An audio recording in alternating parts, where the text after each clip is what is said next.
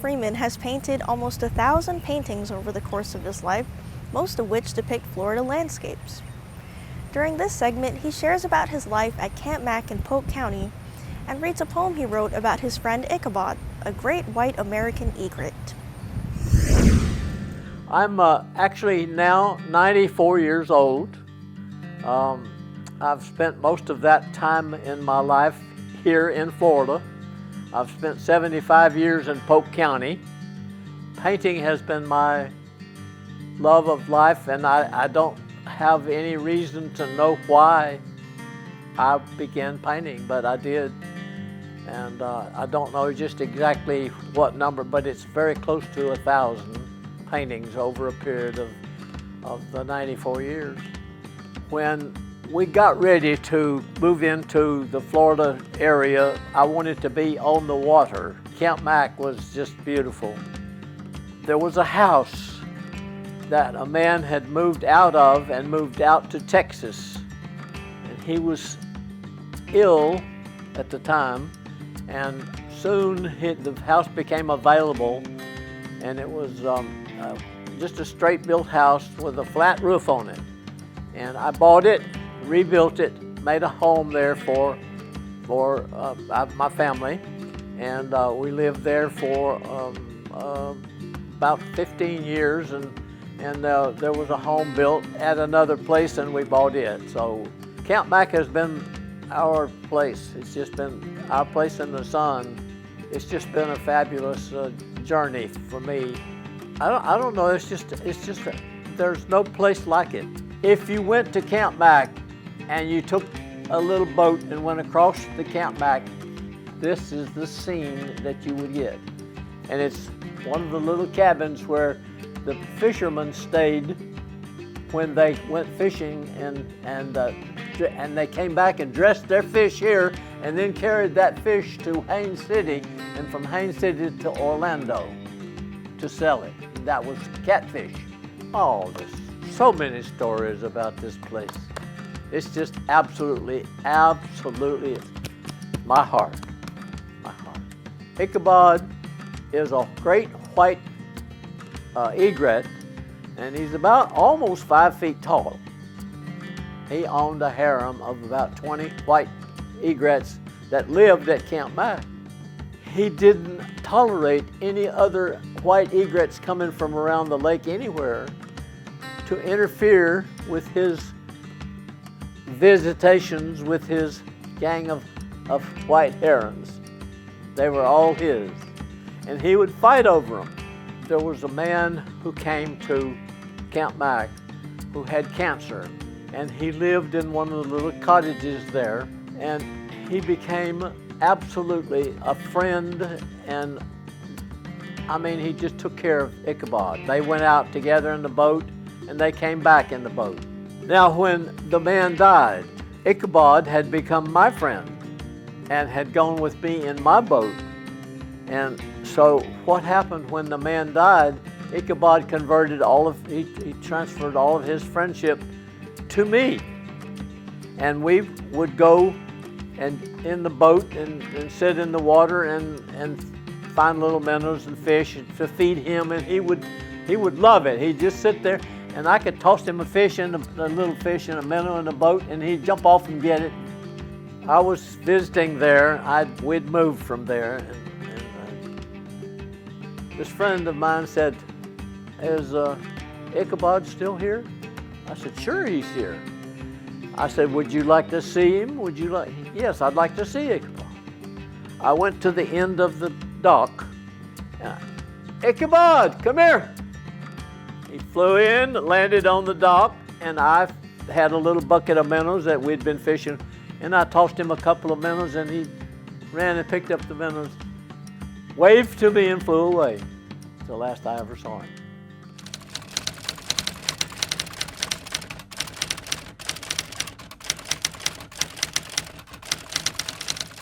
With a toss of his beak and a wink of his yellow eye, he gawked and squawked and ruffled his plume as the rover flew by. He faked and flapped as he shot the gap between two limbs of the cypress tree. And when he crooked his neck and fanned his tail, he was a sight to see. Now this rover knew as onward he flew amid such noisy expressions that a fight would take place, and just to save face he would deal with Icky's aggressions. Wings would flap and feathers would fly as they went darting across the sky. When the rover turned, he must have learned that old Icky was drawing nigh. Great furor they made when they entered the shade of stately shorelined oaks. Limbs were breaking and leaves were quaking as the air was filled with honks and croaks. The enemy was aghast as he hurried past the point of no return, and the search for a bride would be denied, and a lesson in life he would soon learn. The silence was rent with sounds they did vent as their course was set.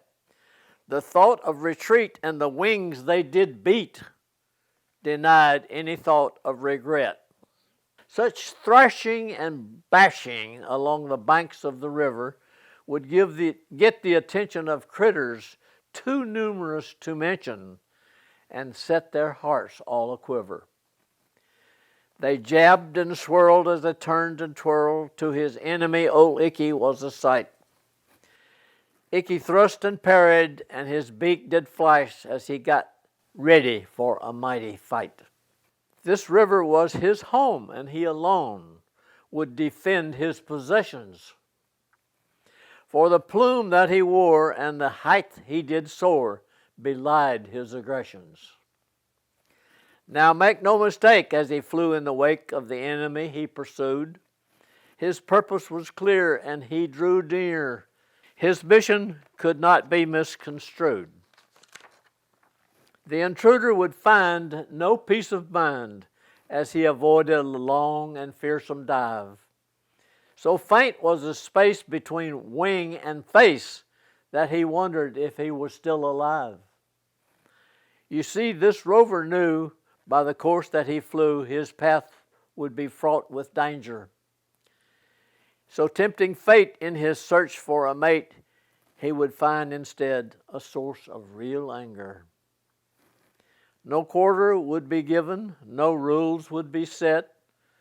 Just simply to the victor would go the prize, but you know at a glance the rover had chanced to meet Icky with death in his eyes.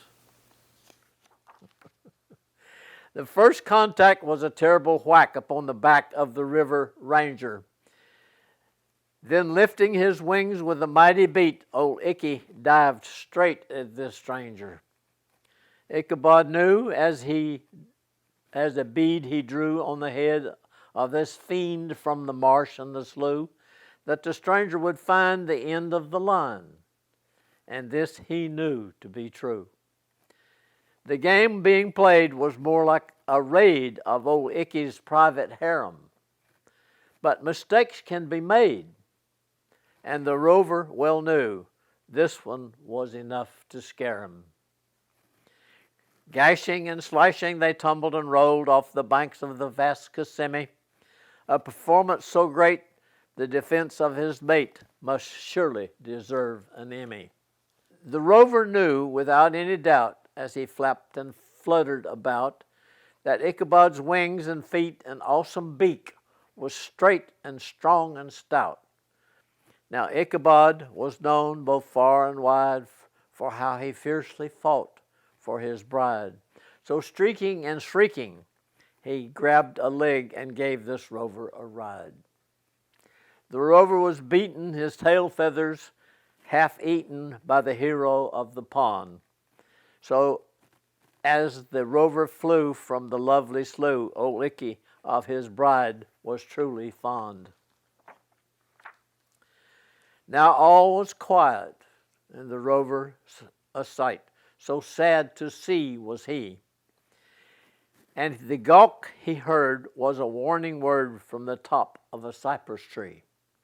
Ichabod was filled with pride for this beautiful bride so stirring, her feathers so fine, her shape was a nine, and his heart was a whirring. Her beak he did tweak, and made his knees weak as he sat beside his lover. as they talked and planned of nests so grand and the love they had for each other. And now, perched amid her showy place of leaf and moss and limb, was a bride so white and with feathers so light, you could see she was fit and trim. A prize for his estate was surely this mate, so brave was old Ichabod, he knew no fear as his bride sat near and watched his battle with a wink and a nod. She preemed and gleamed in the sunlight so cheery and bright, for she knew this day that in no way would the rover win this fight. Now Ichabod was staid and most unafraid. With a toss of his flashing head, he would slash and smash till his enemy was gashed and most nearly dead. Her heart was glad, no time to feel sad. Her plume was dressed with delight. Old Icky, her mate, must surely rate the greatest respect for his furious might. Today, I saw him and he saw me. Together, we fancy each other. From me he'll take a fish so tasty and fine, and I his heart will discover.